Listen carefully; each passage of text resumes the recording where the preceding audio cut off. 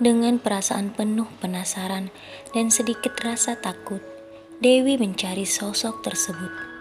Dia berjalan dengan langkah kaki pelan sambil melirik ke sana dan kemari. Sepertinya tadi aku melihat ada orang di sini. Tapi kenapa sekarang tidak ada? Kata Dewi dalam hati.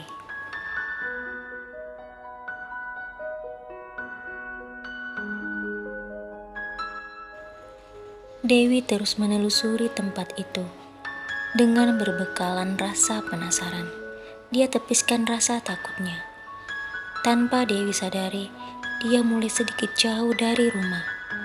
Tiba-tiba dia merasa ada hal yang aneh dan membuatnya sangat takut.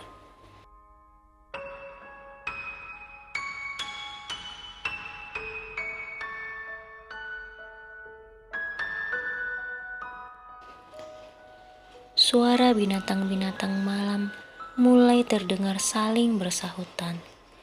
Dewi kemudian mulai mengeluarkan keringat dingin dari dalam tubuhnya. Kakinya gemetar karena takut.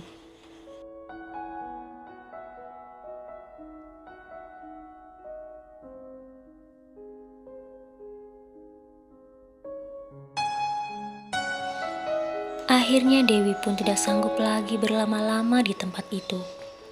Dengan kaki yang gemetar dan jantung yang berdebar kencang, Dewi berlari kembali ke rumah.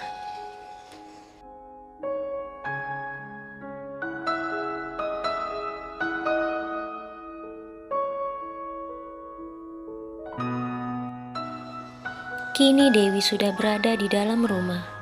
Dia hendak berlari masuk ke kamarnya, tetapi tiba-tiba, bruk, Dewi menabrak Laras yang baru saja keluar dari kamar Nirmala. Dengan perasaan penuh tanda tanya, Laras berkata, "Dewi, ada apa? Kenapa terlihat ketakutan begitu?"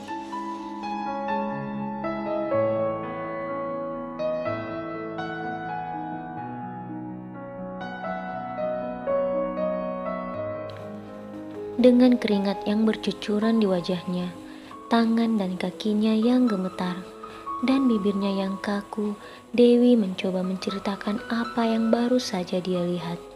Mbak Laras dari mana?" Laras dengan santai berkata, "Aku dari kamar Nirmala. Anaknya terus saja menangis. Jadi aku pergi melihatnya. Ada apa, Dewi?"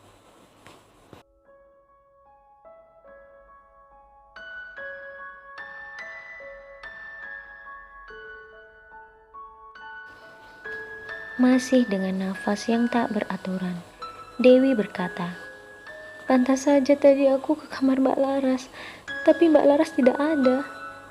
Laras tersenyum.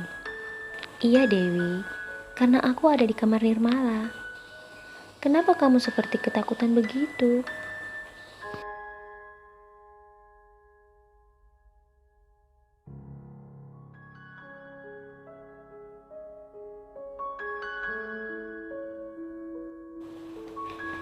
Dewi menceritakan apa yang baru saja dia alami.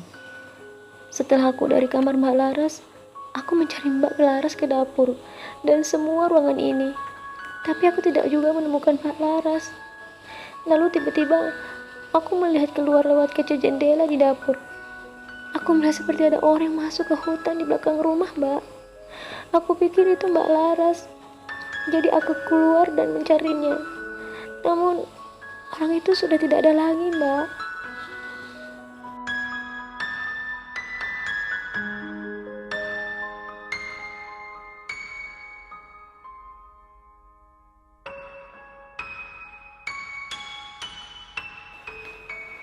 Laras mencoba menenangkan Dewi. Laras mengajak Dewi masuk ke kamarnya dan berkata, "Ya ampun Dewi, apa yang kamu katakan?"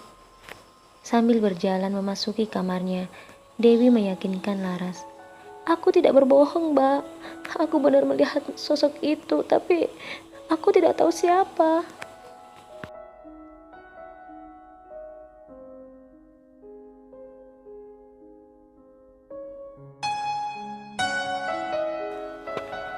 Karena khawatir dengan keadaan Dewi, Laras pun berkata, "Ya sudah Dewi, Sekarang sudah larut malam, tidurlah. Dengan tidur kamu akan merasa lebih baik. Dewi hanya mengangguk sambil merebahkan badannya di atas kasurnya.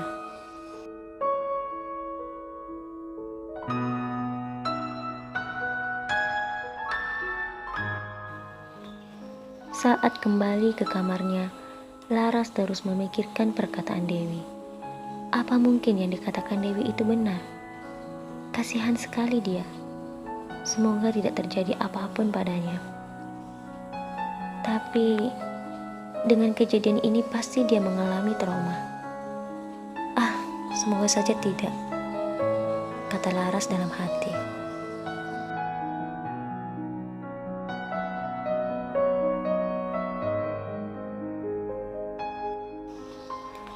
Sementara di kamarnya, Dewi tak bisa memejamkan matanya. Dia terus teringat sosok yang dia lihat di belakang rumah mereka. Dia juga terus teringat kejadian yang dia alami saat mencari sosok itu di dalam hutan seorang diri. Dewi kemudian berkata dalam hati, "Ya ampun, kenapa aku tadi nekat sekali mencari sosok itu? Bagaimana jika tadi sosok itu adalah makhluk aneh yang mengerikan? Bagaimana jika tadi dia membunuhku?"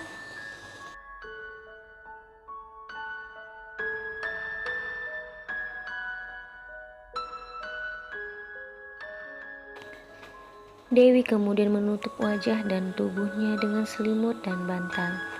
Dengan keadaan masih diselimuti rasa takut, Dewi berusaha untuk tidur.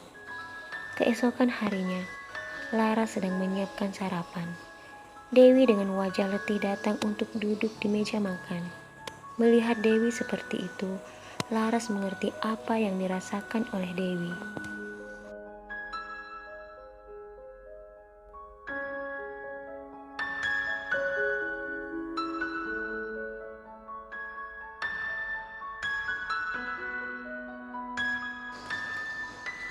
Laras kemudian menghampiri Dewi. "Bagaimana keadaanmu pagi ini, Dewi?" Dewi hanya diam saja, sambil memeluk Laras yang berdiri di sampingnya. Tidak lama kemudian, Nirmala dan Tuan Sultan datang sambil menggendong bayinya.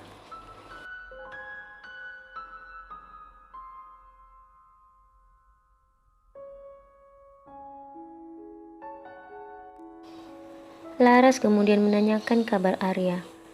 "Bagaimana kabar Arya, Nirmala? Semalam dia menangis begitu lama, aku sampai tidak tega melihatnya." Nirmala berkata, "Setelah semalam Mbak Laras dari kamar, Arya berhenti menangis dan tidur, Mbak." Lalu Nirmala melihat Dewi yang tak terlihat seperti biasanya. "Ada apa, Mbak Dewi? Apakah Mbak Dewi sakit?"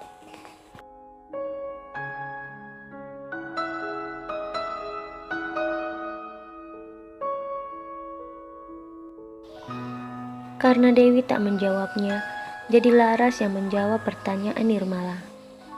"Semalam Dewi mengalami hal aneh, Nirmala. Katanya dia melihat orang di belakang rumah." Tuan Sultan yang sedang menggendong Arya berkata, "Orang?"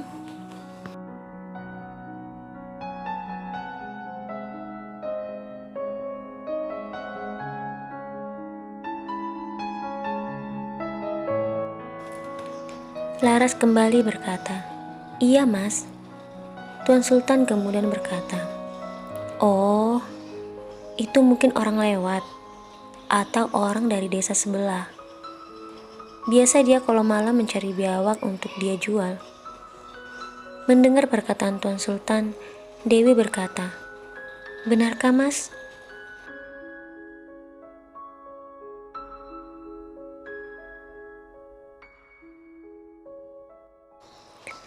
Tuan Sultan meyakinkan Dewi, "Iya, Dewi.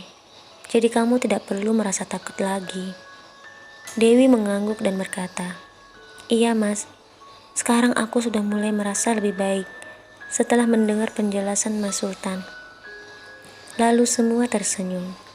Laras dan Nirmala melanjutkan pekerjaan mereka, menyiapkan sarapan, tentu dibantu dengan pelayan-pelayan yang ada di sana.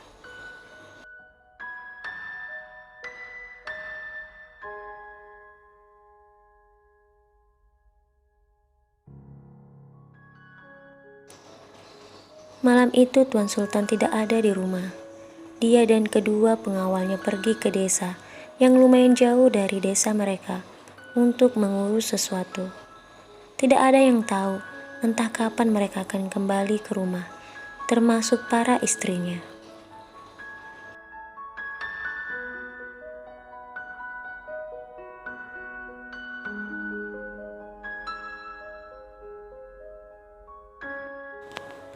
Malam itu, Arya anak Nirmala kembali menangis. Nirmala, Ayu, dan beberapa pelayan yang lainnya sudah berusaha dengan berbagai macam cara untuk membuat Arya tenang, tapi tetap tidak berhasil. Nirmala kemudian teringat ketika Laras datang ke kamarnya dan menggendong Arya, jadi berhenti menangis.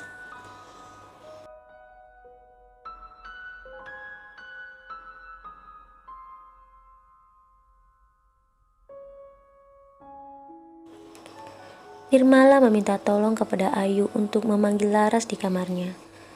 Tidak lama kemudian, Laras dan Ayu datang ke kamar Nirmala.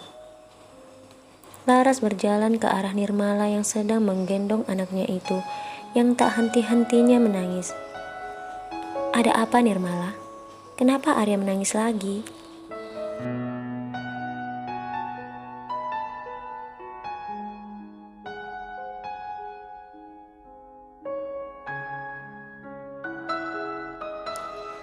Dengan wajah cemas, Nirmala berkata, "Aku juga tidak tahu, Mbak. Menjelang malam, Arya sudah mulai menangis. Aku sudah melakukan segala cara untuk membuatnya berhenti, tetapi tidak berhasil, Mbak." Kemudian Laras berkata, "Mungkin dia haus, Nirmala. Anak seusia ini kan kalau malam kuat menyusu pada ibunya."